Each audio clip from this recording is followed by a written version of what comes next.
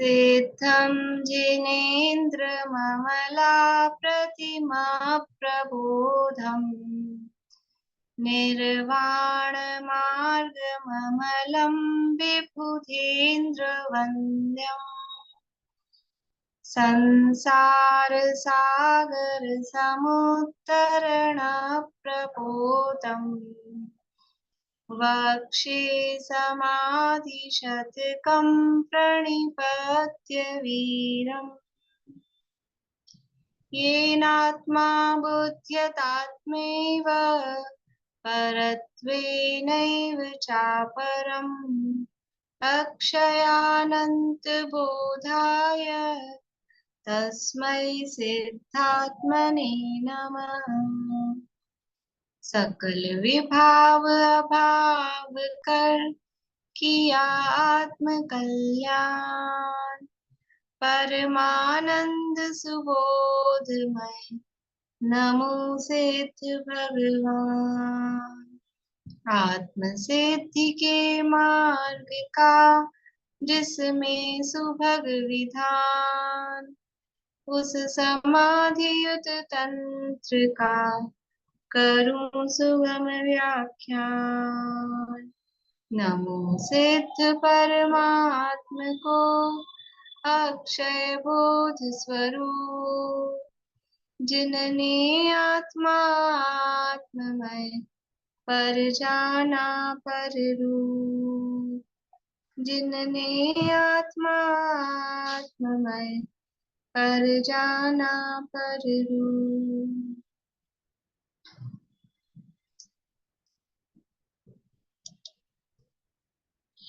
समाधि तंत्र नामक ये ग्रंथ है आचार्य पूज्यपाद स्वामी द्वारा रचित और इसके अंतर्गत समाधि का तंत्र, समाधि अर्थात समता भाव किस तरह से उत्पन्न हो वो उसका तंत्र यानी उसका उपाय इसमें बताया गया है, इसलिए ये समाधि तंत्र है। जितने भी अपने शास्त्रों के नाम है ना, वो नाम भी ऐसे ही नहीं है कि यूं ही, तो एक ही शास्त्र का नाम सारी जिनवाणी पे लागू पड़ सकता है। कौन सा शास्त्र मोक्ष मार्ग प्रकाशक नहीं है? जितने शास्त्र हैं सब मोक्ष मार्ग प्रकाशक हैं। जितने शास्त्र हैं सब मोक्ष शास्त्र हैं। जितने शास्त्र हैं किसमें इष्टोपदेश नहीं, सब इष्टोपदेश हैं। और जितने शास्त्र हैं सब समाधि तंत्र हैं, क्योंकि मोक्ष का उपाय एक ही है। एक ही मोक्ष, सुखी होने का एक ही उपाय है। और जो जिनवाणी है, जो शास्त्र है, वो सुखी होने का उपाय बताते हैं। इसलिए वास्तव में तो जो कुछ भी कहो, उनका नाम कुछ भी कहो, अलग अलग पुरुषार्थ सिद्धि उपाय कहो, जो भी नाम कहेंगे सबका भाव एक ही है, क्योंकि जिनवाणी का भाव एक ही है। एक जैसे नाचार्य दो चीजें बताते हैं, एक शास्त्र तात्पर्य और एक सूत्र तात्पर्य। जिनवाणी में दो तरह के भाव होते हैं या अर्थ होते हैं, कथन होते हैं। एक तो शास्त्र तात्पर्य और एक होता है सूत्र तात्पर्य। शास्त्र तात्पर्य मतलब पूरी जिनवाणी का भाव क्या है, उसका भावार्थ क्या है, उसका तात्पर्य। तात्पर्य मतलब भावार्थ बोलते हैं ना, तात्पर्य यह है। तो जितने भी शास्त्र हैं या पूरा एक किसी पर्टिकुलर शास्त्र को भी लें, तो उस शास्त्र का तात्पर्य यानी उसका भाव क्या होता है, क्या होगा शास्त्र का भाव? बोलिए प्रमिला जी। कैसे सुखी होना, हाँ, सुख की प्राप्ति कैसे। हाँ ठीक है। उसको एक शब्द में कहा वीतरागता। शास्त्र तात्पर्य क्या है? वीतरागता। वीतरागता की उत्पत्ति हो, प्राप्ति हो, वृद्धि हो, वो शास्त्र तात्पर्य। और सूत्र तात्पर्य, सूत्र कहते हैं, सूत्र किसे कहते हैं? सूत्र मतलब जो भी, बोलिए नीलम भाभी।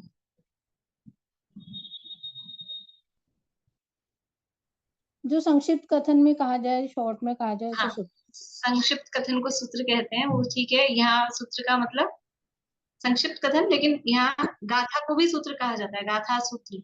गाथा तो जो भी सूत्र। गाथा है, जो भी सूत्र है, मतलब जो भी आचार्यों का कथन है, अब उस पर्टिकुलर सूत्र का या पर्टिकुलर गाथा का क्या तात्पर्य है, वो कहलाएगा सूत्र तात्पर्य, कि पर्टिकुलर इस सूत्र में क्या बताया गया है। अब अन्य तत्ववार सूत्र में अनेक सूत्रों में ऐसा देखा है कि सूत्र से क्या क्या भाव निकलता है, 8वें अधिकार अध्याय में तो कई जगह पर दिखा है। तो ऐसे ही वो सूत्र तात्पर्य और शास्त्र तात्पर्य मतलब संपूर्ण जिनवाणी का भाव, उसका तात्पर्य यही है कि वीतरागता की उत्पत्ति हो। और वीतरागता को दूसरे शब्दों में कहेंगे तो क्या कहेंगे, समता भाव। वीतरागता यानी समता भाव, और समता भाव को और दूसरे शब्दों में बोलेंगे तो समाधि। समाधि, इसलिए जितने भी शास्त्र हैं सब समाधि के शास्त्र हैं, सब समाधि तंत्र हैं। तो यहाँ अपनी मंगलाचरण हुआ, 2 श्लोकों में आचार्य ने मंगलाचरण किया और तीसरे श्लोक में अपना इंटेंशन बता दिया कि क्या करने वाले हैं वो, कि जिनको केवल सुख की इच्छा है ऐसे जीवों के लिए मैं क्या कहूंगा, समाधि का स्वरूप मैं उनके लिए कहूंगा। फिर यहाँ पर सीधा चौथे श्लोक की चर्चा अपन ने प्रारंभ की थी। यहाँ आत्मा के भेद बता दी कि ये जो जीव है, इस जीव में या इस जीव की कितनी अवस्थाएं होती हैं, कितने प्रकार के जीव, जीव कितने प्रकार के नहीं है, देखो जीवों के प्रकार नहीं है, जीव कितने प्रकार के हैं तो कहेंगे संसारी और मुक्त और वो सब, ये तो जीव की अवस्थाएं, जीव की पर्याय। अभी आगे इसी में कहेंगे एक ही जीव में ये तीनों हैं, एक ही जीव में ये तीनों हैं। तो ये यहाँ बता रहे हैं, देखिए कि उस आत्मा के कितने भेद हैं। विविक्त आत्मा कहा था पहले वाले श्लोक में, कि विविक्त आत्मा का स्वरूप वो कहेंगे। तो इसलिए यहाँ चौथा श्लोक अपन पाठ करते हैं। अपन ने केवल अर्थ ही किया है ना, अभी टीका चालू नहीं की थी, टीका भी हो गई थी, थोड़ी सी कुछ हुआ है, पढ़ लेते हैं एक बार। देखिए श्लोक और पद्यानुवाद का पाठ करते हैं। अब अभी श्लोक की वही वाली धुन है जो अपन मतलब अनुष्टुप की जो बोलते हैं इष्टोपदेश में। बहिरन्तः परश्चेति त्रिधात्मा सर्वदेहेषु उपेयात् तत्र परमं मध्योपायात् बहिस्त्यजेत्। पेज नंबर 14 है समाधि तंत्र में। त्रिविध रूप सब आत्मा बहिरात्मा पद छेद, अंतरात्मा होय कर परमात्म पद वेद। तो एक श्लोक में सारा सार बता दिया कि 3 रूप सब आत्मा, सब आत्मा 3 रूप, हर आत्मा, इसी में कह दिया कि त्रिविध रूप सब आत्मा, सब आत्मा मतलब जितनी भी आत्माएं हैं वो हर आत्मा 3 प्रकार की है, हर आत्मा 3 प्रकार की है, बहिरात्मा, अंतरात्मा और परमात्मा। उसमें से बहिरात्मा पद छेद, उसको छोड़ो, त्याग करो, अंतरात्मा होए कर और परमात्म पद वेद, उसका वेदन करो, उसको प्रकट करो, उसका अनुभव करो। ये यहाँ पर श्लोक में कहा है। सर्वदेहिषु यानी सर्व प्राणियों में बहिरात्मा, अंतरात्मा और परमात्मा, इस तरह 3 प्रकार का आत्मा है। सर्वदेहिषु सब प्राणियों में, सब में 3 प्रकार का आत्मा है। और आत्मा के इन तीनों भेदों में से, तत्र यानी उन 3 भेदों में से अंतरात्मा के उपाय द्वारा परमात्मा को अंगीकार करना चाहिए और बहिरात्मा को छोड़ देना चाहिए। ये मतलब भेद भी बता दिए और उसमें हे उपादेय की बात भी बता दी है। 1 नंबर कहाँ डला हुआ है,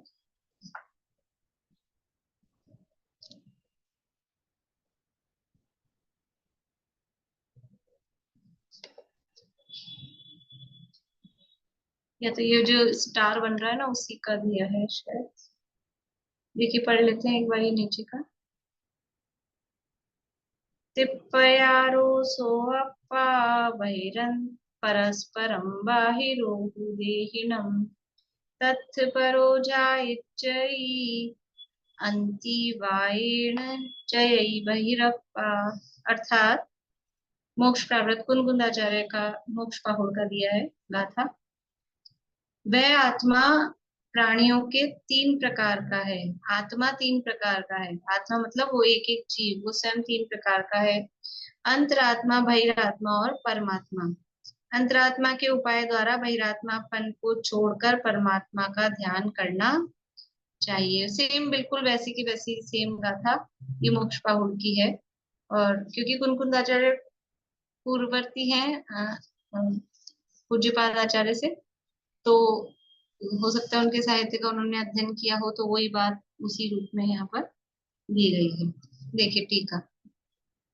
बहि अर्थात बहिरात्मा, अंत है अर्थात अंतरात्मा, और पर है अर्थात परमात्मा। देखो पर का अर्थ एक तो पर यानी दूसरा भी होता है, यह पर वाला दूसरा वाला नहीं, ये पर यानी उत्कृष्ट। अकेला परम भी नहीं बोले ना, पर भी बोले तो अकेले पर का अर्थ भी उत्कृष्ट के अर्थ में होता है। यहाँ पर है अर्थात उत्कृष्ट यानी परमात्मा। इस प्रकार त्रिधा अर्थात 3 प्रकार का आत्मा है। और ये भेद, ये प्रकार किसमें है तो कह रहे हैं सर्वदेहियों, सर्वदेहियों में यानी समस्त प्राणियों में ये 3 भेद हैं। एकदम क्लियर कहा है। ऐसा नहीं कहा है कि जितने टोटल जीव हैं उसमें से कुछ बहिरात्मा है, कुछ अंतरात्मा है, कुछ परमात्मा है, ऐसा नहीं कहा। सब जीवों में 3 प्रकार का आत्मा है, ऐसा कह रहे हैं। सुन में भी बात। अभी तक तो अपन क्या समझते थे, एक इंद्रिय से असैन्य पंचेंद्रिय तक तो सारे बहिरात्मा है, और फिर उसके अलावा जो भी पंचेंद्रियों में भी मिथ्यास्थि जो है वो बहिरात्मा है। चौथे गुण स्थान से लेके 12वें गुण स्थान तक जो भी मिलेंगे वो अंतरात्मा है, और 13वें 14वें और सिद्ध भगवान वो परमात्मा है। हम टोटल जीवों में पार्टीशन डिवाइडेशन कर देते हैं, लेकिन ये कह रहे हैं हर जीव में 3 प्रकार का आत्मा है। हर जीव में 3 प्रकार का आत्मा है, तो तुम अपने उस वाले आत्मा को प्राप्त करो, प्रकट करो। तो भाई अंतरात्मा तुम्हारे अंदर ही है, उसके उपाय द्वारा, क्योंकि साधन कहीं बाहर नहीं होगा ना। अभिन्न साध्य साधन, अभी अपने अब षटकार में भी चर्चा चल रही है दिन में, तो अभिन्न, तो अपने अंतरात्मा रूप साधन के द्वारा उपाय कहा, उस साधन के द्वारा अपने परमात्मा दशा को प्रकट करो और वैरात्म दशा को छोड़ो, ऐसा यहाँ कह रहे हैं। देखो अब शंका, जब ये कहा कि सब जीवों में 3 प्रकार का आत्मा है, सब जीवों में, तो देखो शिष्य को अपना तो दिमाग नहीं चला किसी का, यह शंका क्या उठा रहे हैं। अभी तो अपन ने सोचा ही नहीं, खैर अभी तो बात ही सुनी है खाली।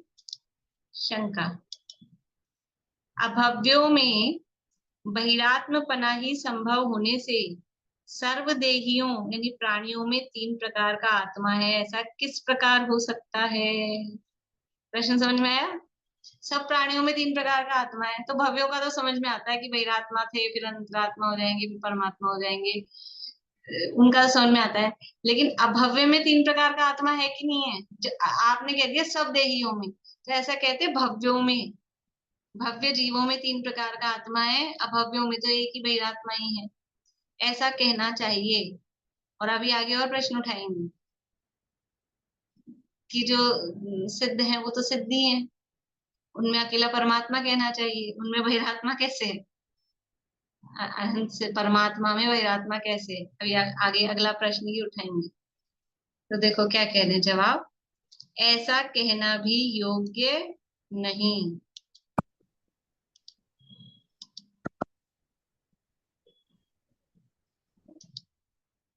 ऐसा कहना भी योग्य नहीं, क्योंकि वहां यानी अभव्य में भी द्रव्य रूप पने से 3 प्रकार के आत्मा का सद्भाव घटित होता है। अभव्य में भी 3 प्रकार के आत्मा का सद्भाव घटित होता है। कैसे घटित होता है अभव्य में भी, द्रव्य रूप से। आशंका, वहां 5 ज्ञानावरण कर्मों की उत्पत्ति किस प्रकार घट सकती है। देखो क्या कह रहे हैं, अभव्य को, अभव्य के पास केवल ज्ञानावरण कर्म है क्या। अभव्य के पास ज्ञानावरण कर्म में केवल ज्ञानावरण कर्म है क्या अभव्य के पास। बोलिए। शक्ति रूप से तो है अंदर, इसकी व्यक्ति नहीं होगी ना। हाँ, कर्म की बात पूछ रहे हैं कि केवल ज्ञानावरण कर्म उसके है कि नहीं है।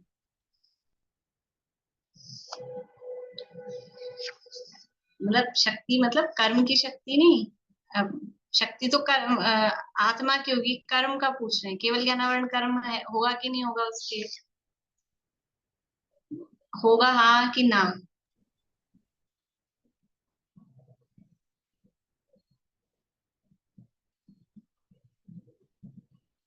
सब एक उंगली आपका दिखा।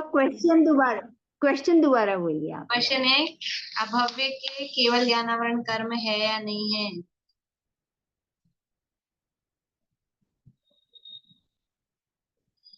क्यों होगा, वही ऐसा वो प्रश्न उठा रहे हैं कि अभव्य के केवल ज्ञान उसके प्रकट ही नहीं होगा कभी, तो उसके फिर केवल ज्ञान पे आवरण डालने वाला कर्म का क्या सेंस है। ऐसा वो प्रश्न कर रहा है। ये प्रश्न जो कहा है ना, उसके 5 ज्ञानावरण कर्मों की उत्पत्ति किस प्रकार घट सकती है, तो ये शॉर्ट में दिया है प्रश्न।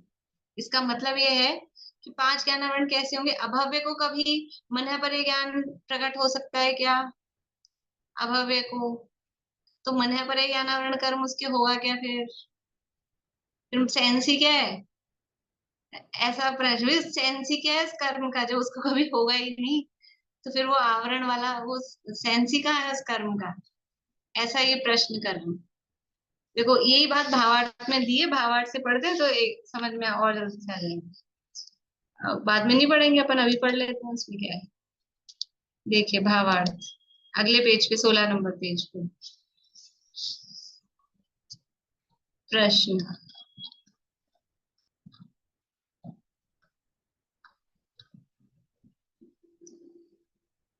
कौन से पेज पे?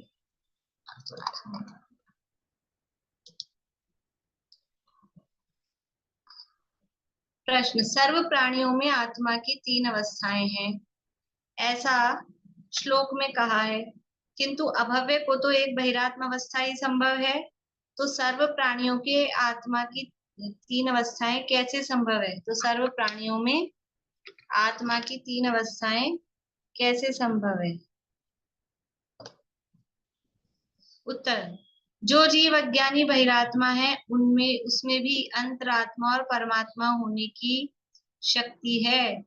भव्य और अभव्य जीवों में भी केवल ज्ञानादि रूप परमात्म शक्ति है।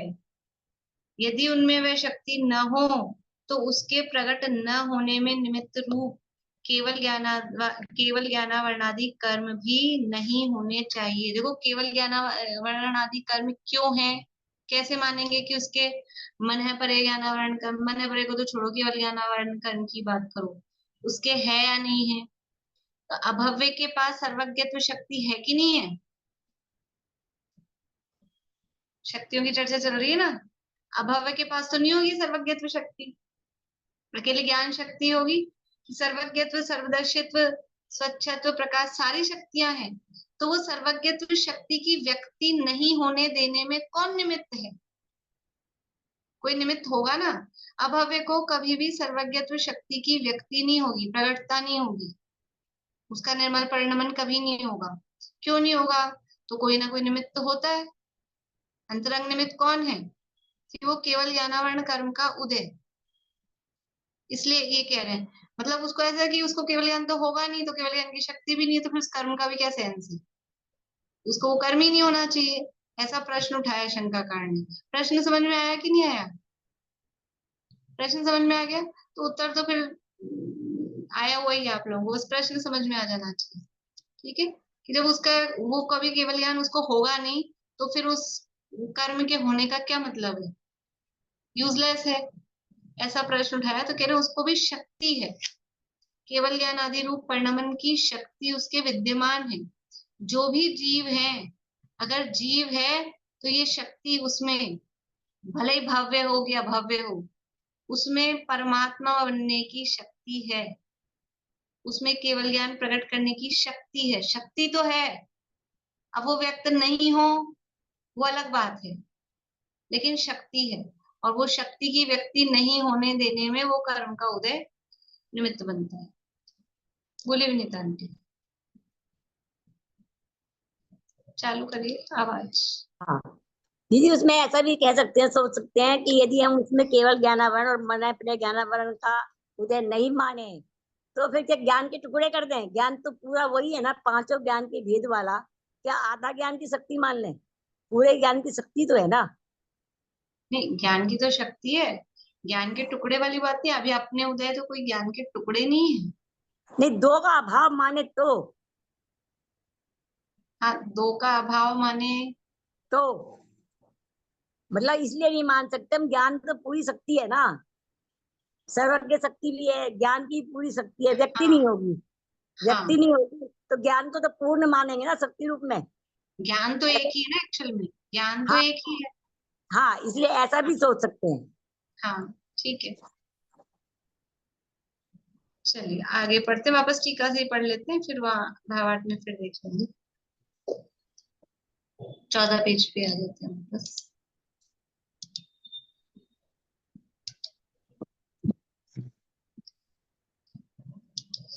देखिए, वहां 5 ज्ञानावरण कर्मों की उत्पत्ति किस प्रकार घट सकती है,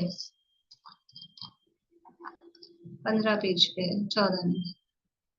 केवल ज्ञानादि के प्रकट होने रूप सामग्री ही उसके होनी नहीं है, इस कारण उसमें अभव्यपना है, न कि तद योग्य द्रव्य के अभाव से अभव्यपना है।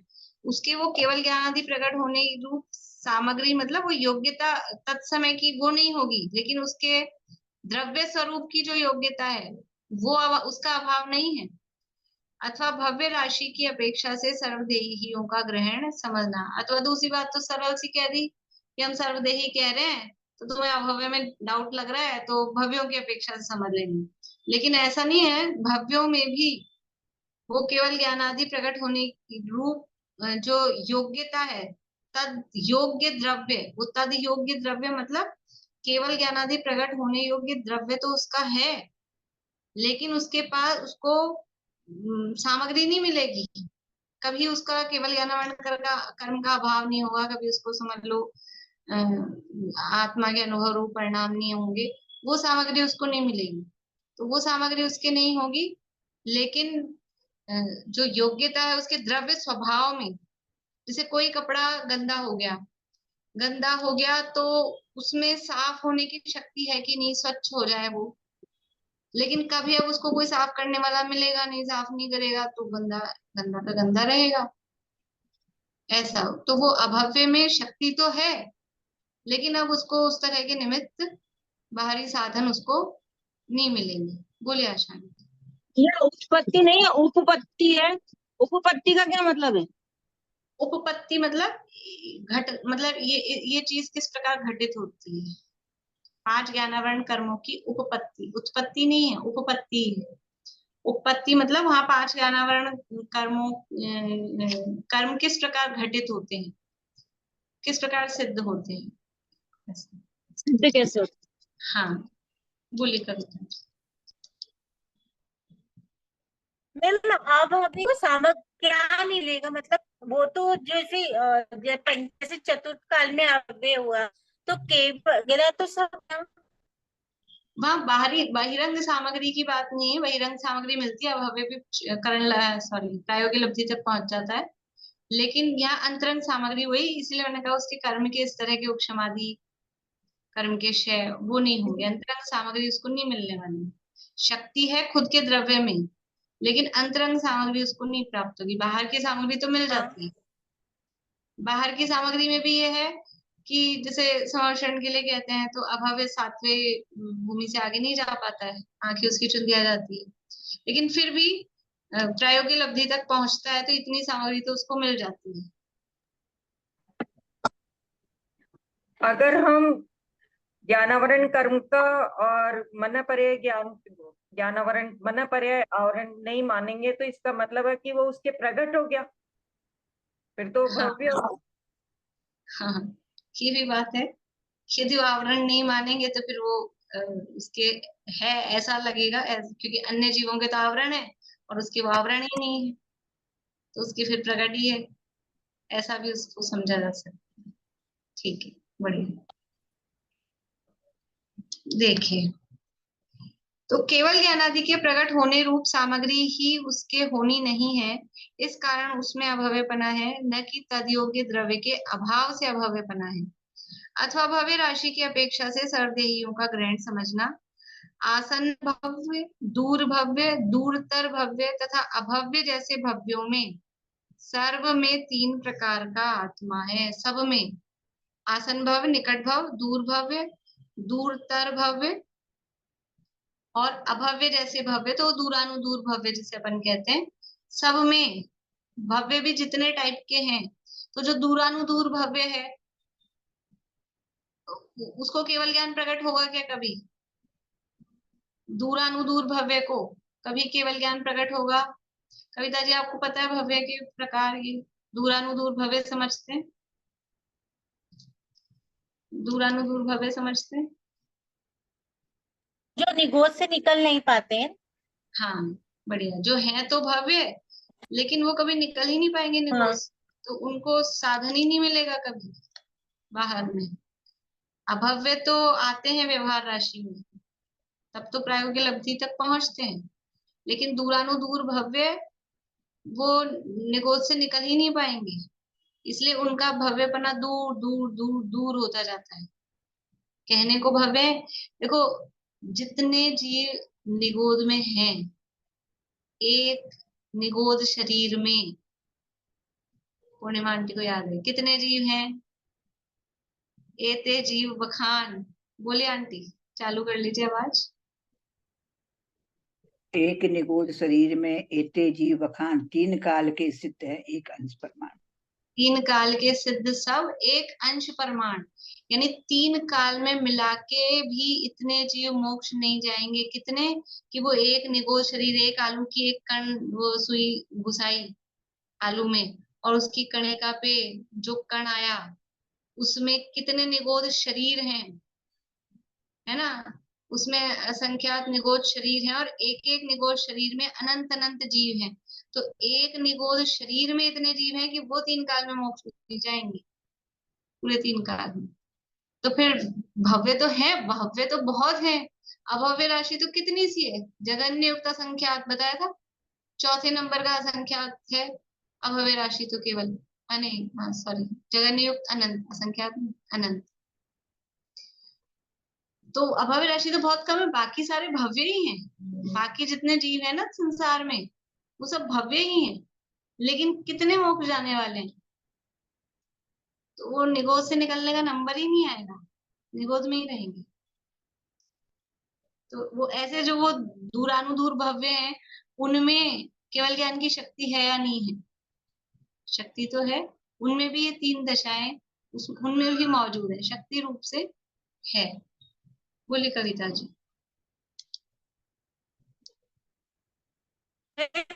ये कैसा कि भव्य है या अभव्य है?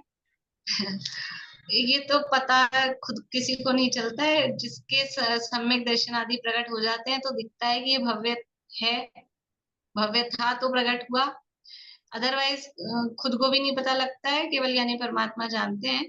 लेकिन बाहरी चिन्ह ऐसा है, बाहरी चिन्ह अभी टेम्परेरी, कि जिसको तत्व की बात रुच रही है, आत्मा की बात रुच रही है, जिसको अपने आत्मा की बात अच्छी लग रही है, संसार शरीर भोगों से जिसको डर लग रहा है, विरक्ति है, तो वो निश्चित रूप से भव्य, जो जिनवाणी की बात को प्रीति चित्त से सुनता है।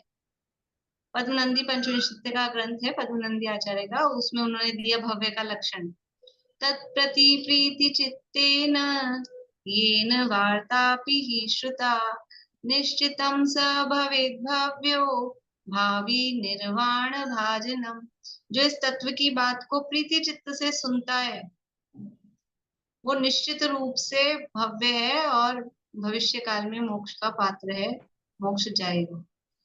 इसलिए हम तो भव्य, डाउट नहीं करना। और किसी और में भी ये तो इन्होंने ऐसा लक्षण दिया ना, जो प्रीति चित्त से सुनता है वो तो निश्चित रूप से भव्य है, लेकिन जिसको अभी तत्व का विरोध भी हो रहा है, घोर हिंसा पाप कर रहा है, सप्त व्यसनों में लिप्त है, आत्मा की बात सुहाती नहीं है, वो भी भव्य ही है। अभव्य बहुत कम है, इसलिए अभव्य बहुत कम है। जितने अपने को लगता है जरा सा कोई आदमी सुन नहीं रहा है तो मान लो विरोध कर रहा है तो अभाव्य होगा, नहीं है। सब एक ना एक दिन मोक्ष जाने वाले हैं, कोई थोड़ा जल्दी कोई थोड़ा लेट। और जो आज विरोध कर रहा है ना, वो प्रीति चित्त से सुनने वाले से पहले मोक्ष चला जाए। ऐसा किसी का हम ना तो हम किसी का निर्णय दे सकते हैं ना किसी का लिए कह सकते हैं, इसको पुराण पढ़ने से समझ में आता है।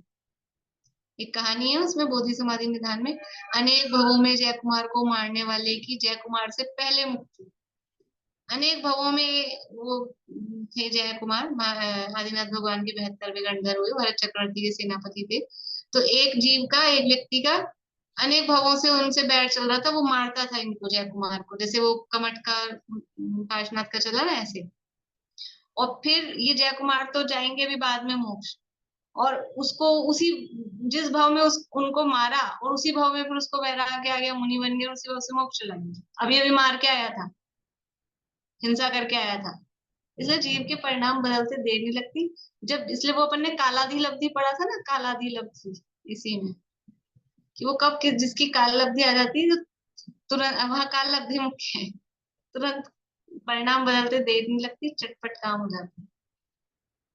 इसलिए कोई बहुत धर्म में लगा हुआ है तो ये तो अभी मोक्ष चला जाएगा, और कोई बहुत विरोध कर रहा है किसी के लिए, इसलिए सब जीवों को समान देखो, सभी भगवान है। इसीलिए बदा भगवान छे, बधा भगवान थाओ, सब जीव भगवान हैं और सब जीव भगवान हो जाओ, ऐसी भावना हो जाएंगे, जो होने योग्य हैं सब हो जाएंगे।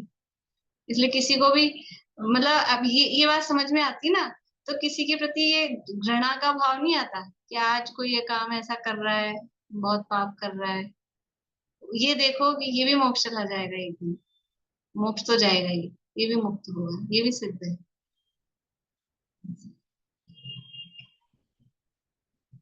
मैं सोच रही थी आज तो ये श्लोक पूरा कर देंगे, ज्यादा नहीं है, ठीक, कोई बात नहीं, पढ़ते हैं पुनः।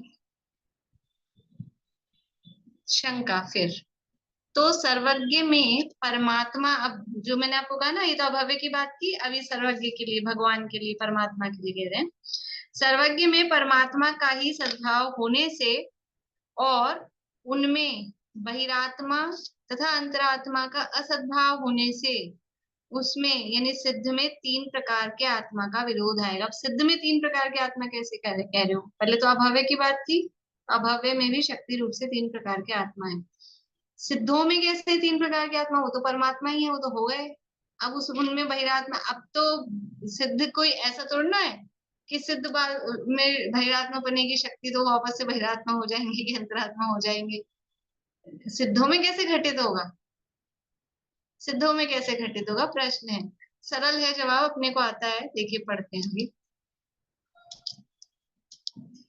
ऐसा कहना भी योग्य नहीं है, क्योंकि भूतपूर्व प्रज्ञापन न्याय की अपेक्षा से, ये पढ़ा है अपन ने, भूतपूर्व प्रज्ञापन न्याय, भूत नैगम न्याय जिसे कहते हैं, और यही शब्द अपन ने 10वें अध्याय में पढ़ा था, सिद्धों के अलग अलग जो भेद किए, तो भूतपूर्व प्रज्ञापन न्याय, उसकी अपेक्षा से उनमें घृत घटवत उस विरोध की असिद्धि है।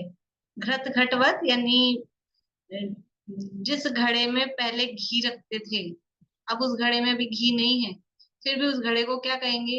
घी का घड़ा।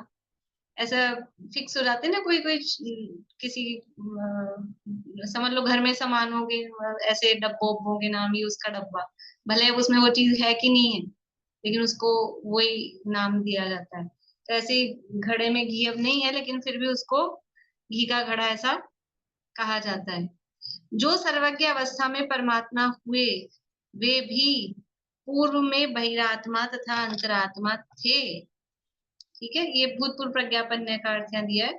भूत भावी प्रज्ञापन न्याय, जो भूतकाल की पर्याय को वर्तमान वत कहे, उस ज्ञान अथवा वचन को भूत नैगम न्याय अथवा भूतपूर्व प्रज्ञापन न्याय कहते हैं।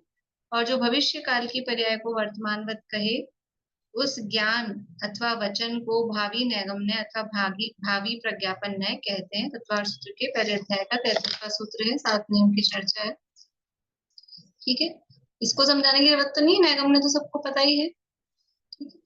तो जो आज वर्तमान में सिद्ध हैं, उनमें कैसे बहिरात्मापना और अंतरात्मापना घटित होगा कि वो भी पहले बहिरात्मा थे, अंतरात्मा हुए, तब परमात्मा हुए। देखो अनादिकाल से कोई चीज सिद्ध है क्या? कोई जीव अनादिकाल से सिद्ध है क्या? कि अगर व्यक्तिगत देखेंगे ना एक जीव की अपेक्षा से, तो कोई भी जीव अनादिकाल से सिद्ध नहीं है। पहले बहिरात्मा था, फिर अंतरात्मा हुआ और फिर परमात्मा हुआ। प्रवचन सार में गाथा है, अंतिम गाथा है।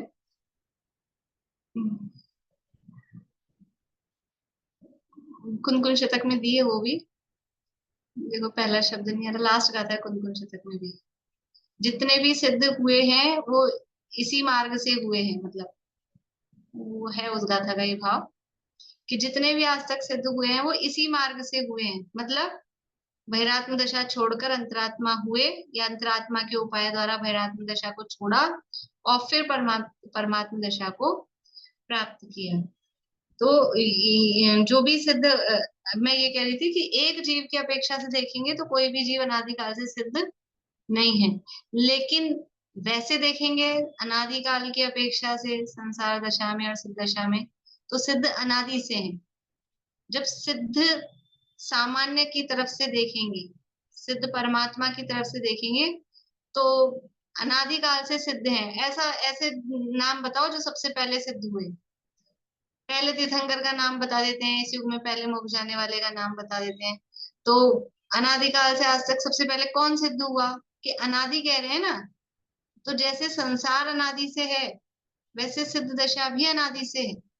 तो नाना जीवों की अपेक्षा से या सिद्ध अवस्था की अपेक्षा से देखेंगे तो उसकी स्टार्टिंग नहीं है, अनादिकाल से सिद्ध है।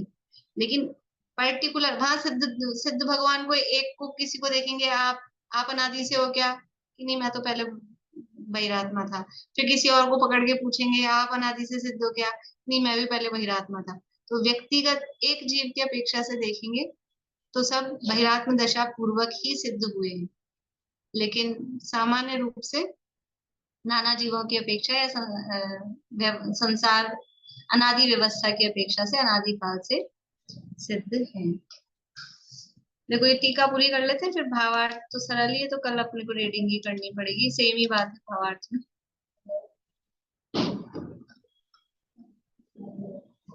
घृत घट की तरह भूत भावी प्रज्ञापन न्याय की अपेक्षा से अंतरात्मा को भी बहिरात्मा पना और परमात्मा पना समझना चाहिए।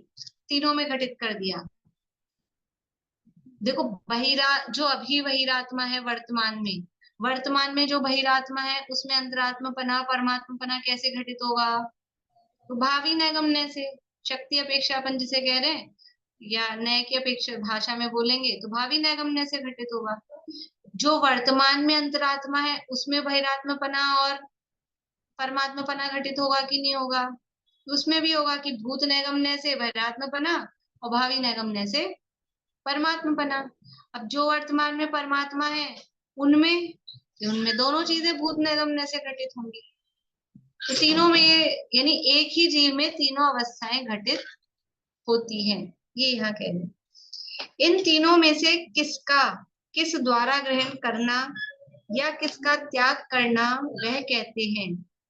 ग्रहण करना अर्थात उसमें उन तीन प्रकार के आत्माओं में से परमात्मा पने का स्वीकार करना। किस प्रकार करना? कि मध्य उपाय से, मध्य अर्थात अंतरात्मा वही उपाय है। देखो अंतरात्मा दशा सर्वथा उपादेय नहीं है, अंतरात्मापना उपादेय है कि नहीं है? उपादेय है, लेकिन एक देश उपादेय है। जो संवर्ण निर्जरा की स्थिति है ना, पूर्ण उपादेय प्रकट करने के लिए पूर्ण उपादेय तो परमात्मा दशा ही है, वो मंजिल नहीं है। अंतरात्मापना साधन है, मोक्ष मार्ग है। मोक्ष मार्ग कहो, उपाय कहो, साधन कहो, मार्ग कहो, मंजिल नहीं है। मंजिल तो सिद्ध दशा, मोक्ष, परमात्मा दशा वही है। तो परमात्मा पने का स्वीकार करना किस प्रकार? मध्य उपाय से, मध्य अर्थात अंतरात्मा वही उपाय है, उस द्वारा परमात्मा का ग्रहण करना, तथा मध्य अर्थात अंतरात्मा रूप उपाय से ही बहिरात्म पने का त्याग करना। उस उपाय से ही वो अंतरात्म दशा से ही वो प्रकट होगी, तो बहिरात्म पना अपने आप ही छूटेगा ही। तो उस उपाय उसको उसी को बस ये कहने की भाषा है। जैसे दिन में भाव शक्ति क्रिया शक्ति चल रही थी ना, तो अंतरात्म पने से बहिरात्म पने का त्याग किया, तो वो किया कि हुआ। अंतरात्मा होएगा तो वो होएगा ही ना त्याग उसका। बस ये कहीं किया कहते हैं, कहीं हुआ कहते हैं, वो इसमें अंतर है। इस तरह से ये हमें क्या करना कि बहिरात्मपना बहिरात्मता हे जान तजी अंतरात्म हुजे, ये अपने को उपदेश दे रहे हैं। स्वरूप तो बता दिया, ये कहाँ से आएगा, अंतरात्मपना कहाँ से आएगा और परमात्मपना कहाँ से आएगा। मुझ में है, मुझसे ही प्रगटेगा, अपने अंदर से ही प्रगटेगा, बाहर से कहीं आने वाला नहीं है। ऐसे अपनी अंतरात्मा परमात्मा दशा को हम प्रकट करें इसी भावना से। जिनवाणी स्तुति बोलिए सुमन जी।